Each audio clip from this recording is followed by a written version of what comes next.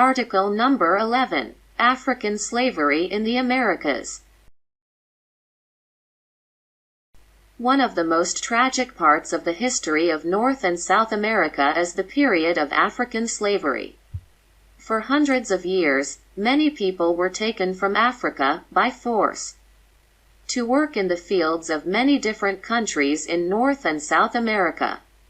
When Europeans first came to the Americas, some of them realized that they might make money by growing crops and selling them in Europe. However, in order to make money, they would need a cheap source of labor. Few Europeans would come to the Americas to work for low wages, so instead, the landowners looked for slaves. In the areas of the great farms or plantations, there were few Indians. So they used another source of slaves, Africa. The plantation owners usually obtained slaves by buying them from local kings in Western Africa. This led to many wars between rival kings within Africa, who tried to capture each other's people in order to sell them as slaves. A few kings tried to avoid the slave trade, but this was very difficult.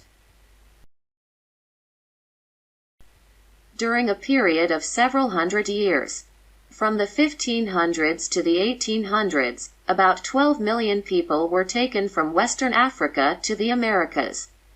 Many more people died as slaves before leaving Africa, and many more died on the ships that took them to the Americas.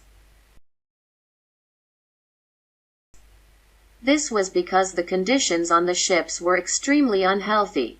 The ships were far too crowded, and there was little food and water. When the African slaves arrived in the Americas, the plantation owners made them work on farms that produced goods such as cotton and sugar. In many places, the work was very hard, and many of the slaves died from overwork. They were then replaced by other slaves who arrived from Africa. However, many slaves survived despite the brutal conditions. In some places, the African slaves were able to revolt against the plantation owners.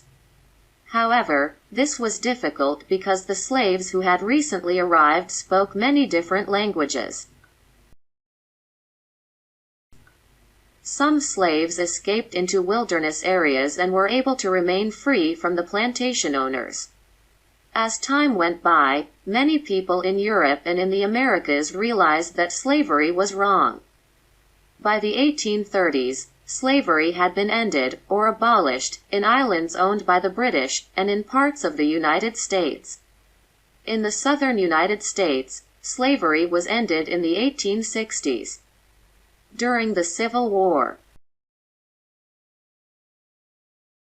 In some countries, such as Brazil and Cuba, slavery only ended in the 1880s. Today, many millions of people in North and South America are the descendants of slaves who were brought from Africa. The effects of slavery have lasted for many generations, and there was much racial prejudice against African people even when slavery ended. However, some have achieved success despite these disadvantages.